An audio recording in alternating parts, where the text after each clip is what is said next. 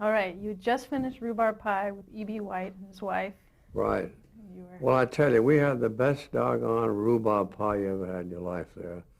And then we said goodbye, and we went out. And you know these lilacs, there were white lilacs and purple lilacs. And they were wonderful. You don't get those out here, just back there. So we got in the car, went all the way back to the airport, got into the jet that we flew up on.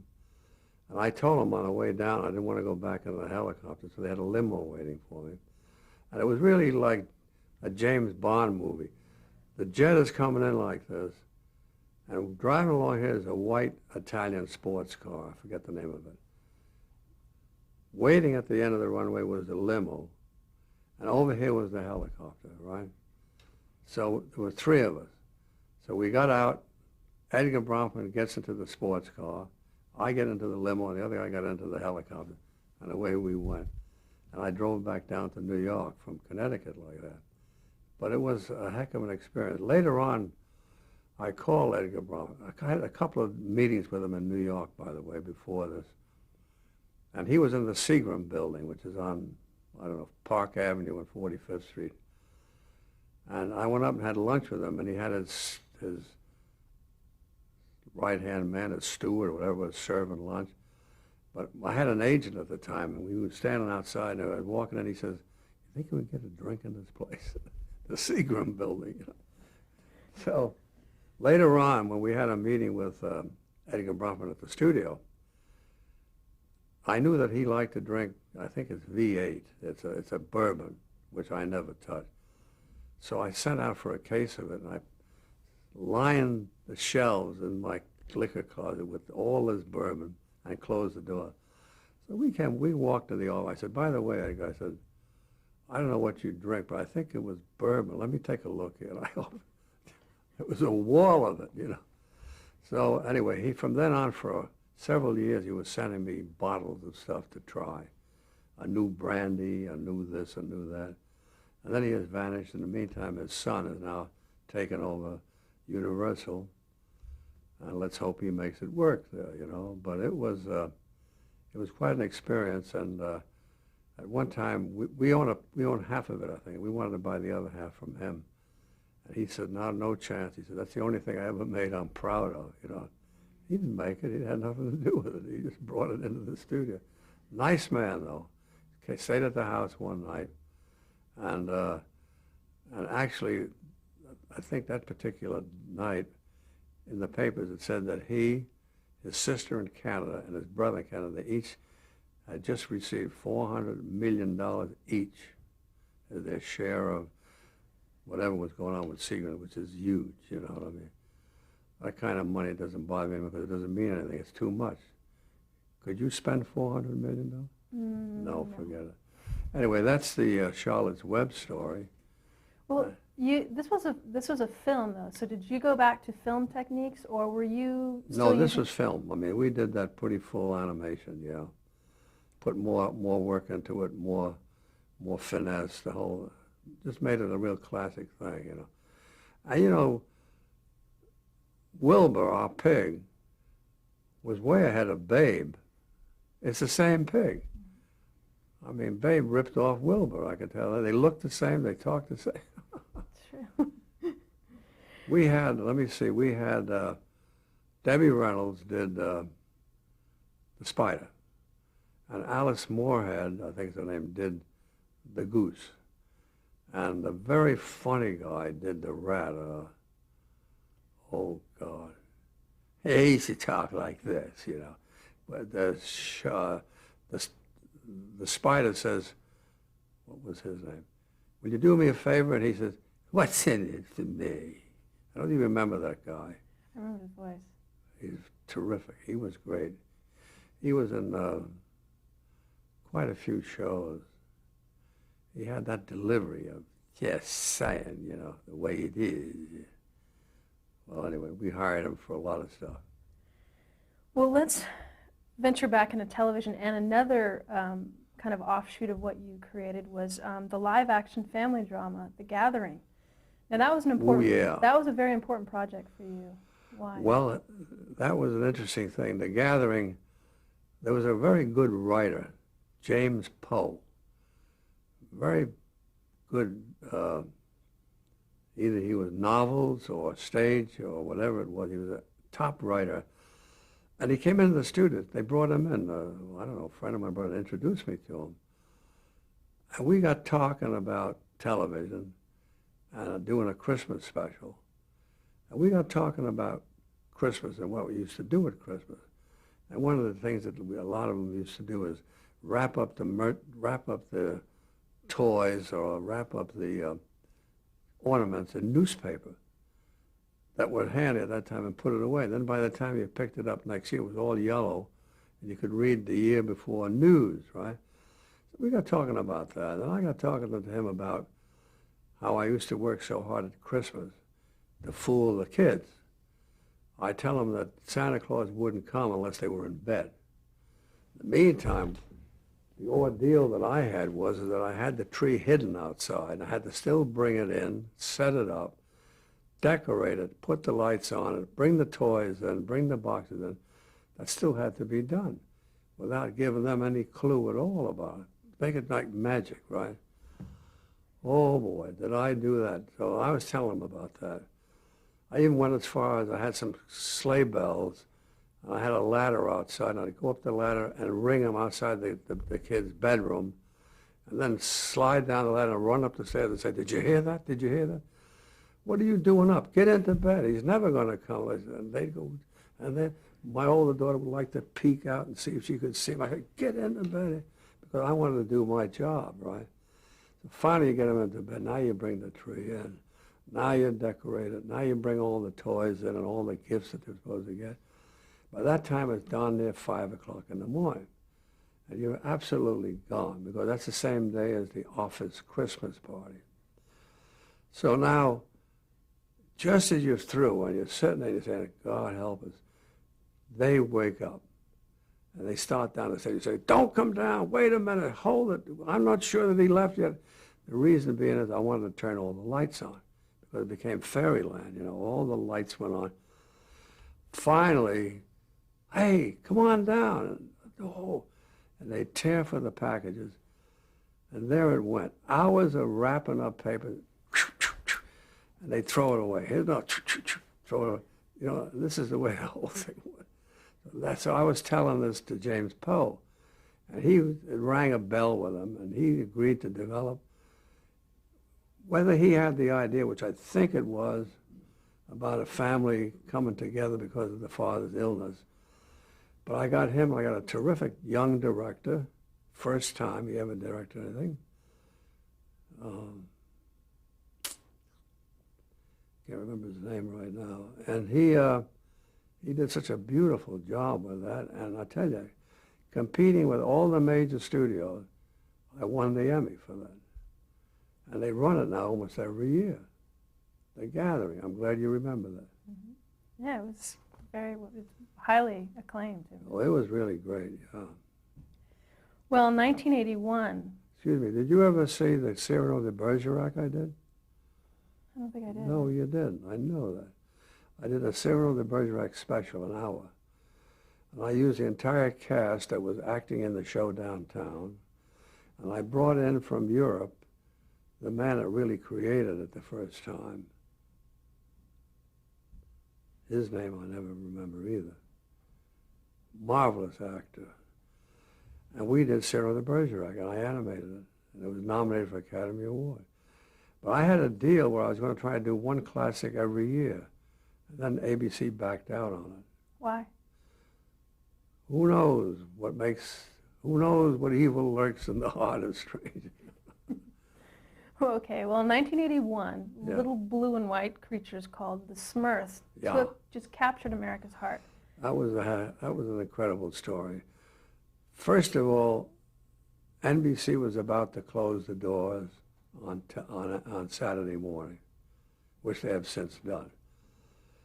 And Silverman either was in Hawaii or somewhere, and his daughter saw one of these Smurfs as a toy.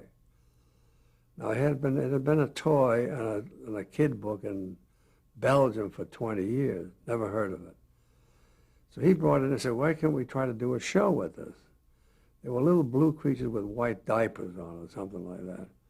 So we we got interested in it and got involved in it, and had a lot of battles because one of the NBC people wanted to make them all different colors. They were trying to change it, you know. I fought it and fought it. And I didn't think a half hour would do it, an hour should do it. And I had to go to New York and argue why it should be an hour instead of a half hour. But to cut through all of that, it became a big hit for NBC for 6 or 7 years and turned their Saturday morning around. Now, the executive in charge of Saturday morning at the time hated it and tried to stop it every year. And every year I would have to go up to see Tartikoff and talk him into putting it on again. This is, I think, 7 years we ran it. So that was the Smurf story. And one of the interesting things was we introduced a girl in the first one, a Smurfette. And we had a talent, a gal called Lucille Bliss, who had the weirdest voice you ever heard in your life. And we never knew how to use her, but she always came and applied, and we always had to turn her down. Suddenly, we're doing the Smurfette, and her voice is absolutely perfect. Because when the Smurfs see her, they go, huh? What's your name? She says, Smurfette. She says, do you like what you see? Boy, all those Smurfs turned her cartwheel. And she took off from there on. She's quite a character, this gal. It was a fun show. You used to watch it? Mm-hmm. But I have a younger brother who loved it. Good. Absolutely loved it. So I was used to the little voices and everything. Mm. Well, in 1987, you produced another program that you spent a lot of time developing, and that was The Greatest Adventure, Stories from the Bible. Yes. And there, you ran into some problems. People were a little hesitant about touching a religious topic like this. Well, I'll tell you how that developed. First of all, every year I have to come up with something new, right? And I would develop a new thing, but every year I would come back again. I wanted the only thing with the Bible again. And every year I would say, hey, listen, do you want action? Do you want murder? Do you want drowning a whole cavalry in the Red Sea? Do you want somebody sleeping in the den with lions? You throw them in it. What do you want? You want one brother killing another brother? What do you want? Do you want building the biggest ship in the world and floating it out and putting animals in it? You got everything. And they throw me out the door, you know. They say, oh, you back again with that? Every year they say, are you back again with that? So 17 years went by, if you can believe that. And finally one day the president of Taft was there, and he said, why don't we do it? So I had this great artwork, beautiful artwork. So I put it in a folder or whatever. We went back to Cincinnati, and he called in his entire executive staff. And I had a beautiful room there, and I had this great artwork up there. And they were coming down the hall, and I swear, I can just hear them saying, what's going on? What's the meeting about? I said, well, Barbera's in, and he's got a project. He says, no kidding, what? He says, the Bible. I can hear him saying, gee, no, the Bible? Are you kidding? You know, this was what I had to face. Now, they all piled in there. And up on the wall is this fabulous artwork. And they're looking at it. Before they left, some of them were saying, give us that artwork. We'll go out. We'll quit our job here. We'll go out and sell that tomorrow, right? Nevertheless, the slings and arrows continued when I went back, and for quite a while when I was developing them and putting them into work. Because number one, how do you get around the problems of doing something religious without getting, taken apart by the various denominations? So what I did was I put together a cadre of an Episcopalian, a Catholic, a rabbi, a fundamentalist, one other one, at least 5 of them, calling them advisors. And we stuck very close to the Bible and the Word. We never changed anything. We stuck very close to it. Developed pretty good characters. The one little thing that I would add myself is, like when I did Noah's Ark, and I'm reading through the stuff and I'm saying, wait a minute. So I called in the writer and I said, wait a minute. I said, look, you got to understand, this thing was about 700 feet long, and it was built by Noah and his son. And there was hand-hewn planks. I said, it had to leak. I mean, you did nothing about that. It had to leak. Also, I said, it's unwieldy, and it was loaded with iron, and it had to rock. So what I put in, when it rocked, you'd see all the, like the cattle and the rhinoceros or whatever, slide across this room. Then it'd rock back again, and they'd slide back like that. Also a leak, and the rhinoceros puts his horn in the leak to plug it up, and somebody puts a tail in, you know. Well, when we screened that for 17,000 Lutherans and their kids, they screamed. So you could see what, we're still giving them the Bible, but we're giving them a little different slant on it. Like I went into a Bible school at the Crystal Cathedral. You know Shula, who runs the Crystal Cathedral? He invited me down to speak, which I did in front of it. It's unbelievable, the place. Then they wanted me to go in and talk to 200 kids in the Bible class, Sunday school, you know. So I ran that one, and I had another one. Well, when you finished, they didn't leave. They turned around and say, play it again. So, I mean, hey, we're making points there, you know. But one of my favorite projects, and since then, I understand that it's one of our best-selling videos. Yeah. So I'm going to heaven. I don't know about you. Now, when you did this, were you very religious? Was this something that, you know, many people when they do religious stories, it's something they have to get out, but you saw it more as a chance to just kind of show I saw it as first of all, a terrific entertaining piece. And also, I also know and realize that Cecil B. DeMille took the Bible stuff and made them tremendous, you know. There's so much in them that is so great. Like, just the idea, I was thinking of blowing your horn and the whole walls of Jericho come down. Think of the visual on that. People falling on rocks and boulders. The heck with volcano. I mean, this is worse, you know. So that was the way I visualize it.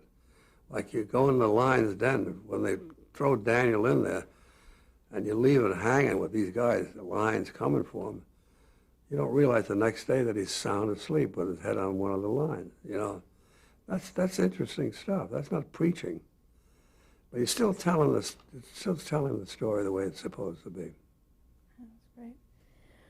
Well, I'm going to ask you one last question in terms of your other ventures, and that was the Flintstones movie that came out a couple of years ago, live action.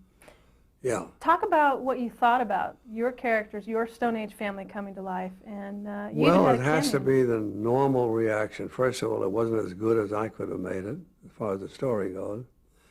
They used 34 writers for that script. The one thing they did accomplish was they did some pretty good visuals. I mean, the cars were pretty right, and the sound effects and whatever. I didn't particularly like the way Dino was handled, but it was fair.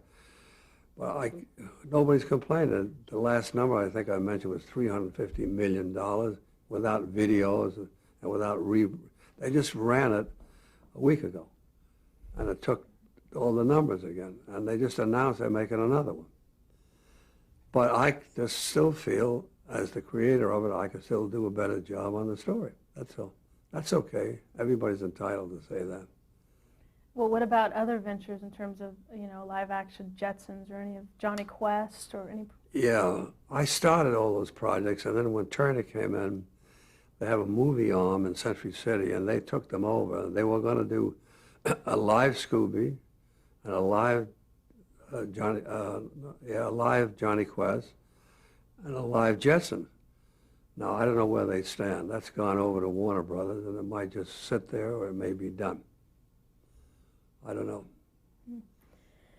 Well, let's go ahead and sum up some things. First of all, you have done so many characters. Do you have a favorite? Well, I tell you, there can't be one favorite. I mean, yeah, I could say Scooby-Doo, Tom and Jerry is one of my all-time favorites. And it's held up so great even today. When you go to Europe, it's unbelievable.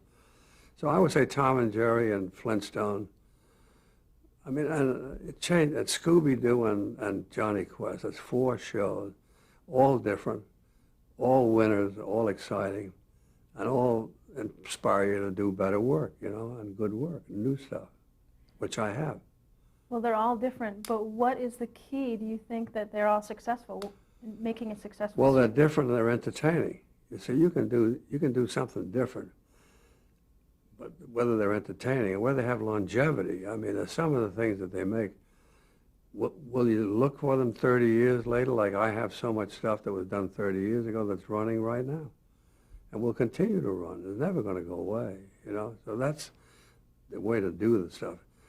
Don't go for a flash in the pan idea that's not going to last. And that's, It's all character development and yeah, character development and be interested in it.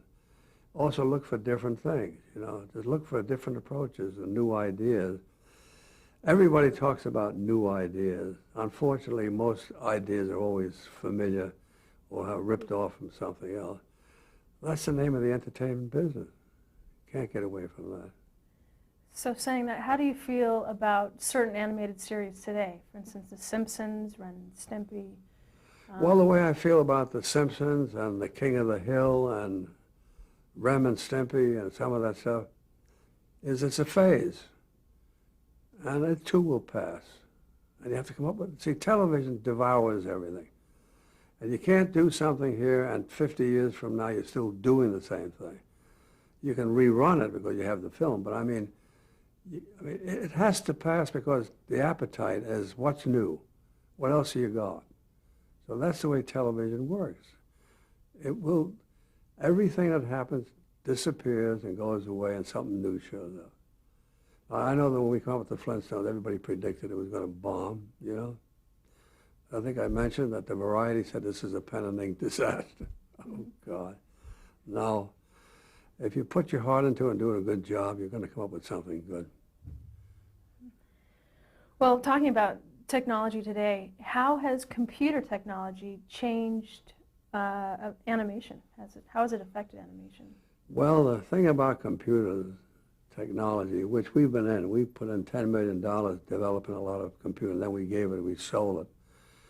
One of the main reasons was that every time we went up to see what was going on, you'd hear the words, the computer is down. The other reason was that you'd spend millions of dollars on some equipment and 2 years later it's obsolete because here comes a smaller one, a better one, a faster one. You got to keep up with this stuff. So it's better if you want to do computer work, go to a computer outfit that's doing it and make a deal with them, and they do it like Disney did with Pixar, you know. Make a deal with the guy. Disney isn't starting Pixar in his own studio. He's just farming the work out because it's too much of a mental thing. I mean, see, the only thing I have against computers is they seem to hypnotize people. You walk down the hall at the studio, you would walk down the hall and you'd look in office after office, and almost every one of them had somebody sitting like this, staring at the screen, and then hit a couple of buttons and stare again. They didn't even hear you, they don't hear you talking to them or looking at them. They just totally frozen, looking at this thing like a bunch of zombies. That's what bothers me about computer, because then, of course, the new thing coming up is everybody's complaining about their eye problems, trying to read the computers. Computers is another element of entertainment. It's not going to replace anything. The people that are trying to do computer animation keep saying that it's going to replace regular animation. It doesn't replace it. It's just another way of doing entertainment, that's all. You can have half a cartoon done by regular animation, and then the certain things like jet planes and things like that are done with computers. I mean, you can turn objects around with computers where hand animation would be a lot of work to do that. So they have their place, and we should accept it that way. But computers, they're zombie makers. I mean, I'll tell you. And another thing that I hate is voicemail. I mean, when you call up an office now today in this state, in our business, you never get a person anymore. Some stupid voice says, somebody will not be there, just leave a word, we'll get back later. Well, suppose you're dying. I mean, they never call back right away. They call back like 3 hours later or the next day, which I think is terrible. So I have a whole show developed, by the way, which shows a lot of that stuff in it. All right. The computers have reached the end of the line and are replaced, you know. Oh, yeah. Interesting concept. Yeah. computer companies, I wonder how they'll take that. Well, the computer things, they're running crazy with the stuff, and every day there's a new thing or a better one or whatever. You read the book on the computer and you say, now, first, do you have a computer? Mm-hmm. 3, yeah. How long have you had the computer? A year, less than a year. Well, you ready to get a new one? Yeah, we already have a new one. There you go. Yeah. Like when they've been laying people off at the studio, we must have about 60 of them in the storeroom. Everybody had a computer, whether they use it or not. Anyway, they're great. People say that's the future. I think it's part of the future. It's not the future. It's just What part of else it. do you see as the other part of the future? You talk about layoffs Yeah. and that sort. How do you see animation in the future, especially television animation? How do you see it surviving or About what? evolving? How do you see it evolving and keeping its jobs? Because you say a lot of people are laid off. Oh, well, that's the result of a merger. Mm-hmm. Now, that's where they downsize. If you have two companies that have an animation unit, one of them is going to suffer. So that's what happened there. They all get hired. Everybody's been hired by DreamWorks and Disney and all these people. But you just can't have two studios. I mean, you're not producing that much stuff. How are young animators trained today? Is it a different, when you were young, you just went and worked at a studio. Yeah. How are animators trained today? Is it a completely different? How are they trained today? Yeah. Are they Well, trained? I mean, is this the same? That's a real problem that they have because, you pick up a magazine, a cartoon or an animation magazine, there's several of them out there, and all you read is that 65 half hours are going to be done here. Then a feature's being done over here, another feature's done over here, another feature here, and more 65 more here, and 60. That's ridiculous. You don't have the people to do them. I mean, there's not enough people to do the features they're doing today. The company that went to Phoenix, the Fox company, keeps advertising for people to come there because they can't finish the job. They haven't got enough people there because they don't train them. You see, the way it used to work is that every animator had an assistant, and that assistant had an assistant. But they were trainees. That's how you built up the whole structure. Now they've eliminated that. How do you learn? I don't know. You have to do it yourself or go to a school, which is ridiculous in school, the way they handle it. So anyhow. Why do you say it's ridiculous in school? Well, because they don't have the real professionals in the school to do it. I mean, they have people that maybe didn't make it in the business or whatever, and they're teaching animation. Also, animation has to be a dedication. I mean, you have to be crazy about it. You want to do it. And you have to be working at it home. You have to have an animation light board home. Keep working on it. Keep developing stuff. It's something where you work at it day and night to become real good. And you have to be obsessed. That sounds crazy. Okay, we're going to stop here and change the tape.